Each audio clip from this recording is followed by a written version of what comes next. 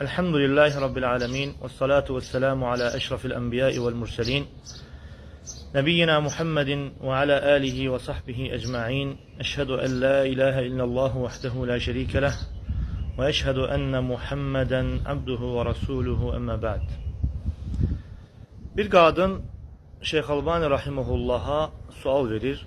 Deyir ki, ey şeyx, mən evlənməzdən əvvəl çoxlu oruç tutan, çoxlu namaz qılan qadın idim. Quran oxuyanda qəribə bir ləzzət tapırdım. Lakin indi isə itaətlərin şirinliyini itirmişəm. Bu zaman Şeyh Albani rahimehullah o qadına sual verir. Deyir ki, sənin ərinə göstərdiyin əhəmiyyət necədir? Yəni ərinə itaətin, onunla maraqlanmağın necədir?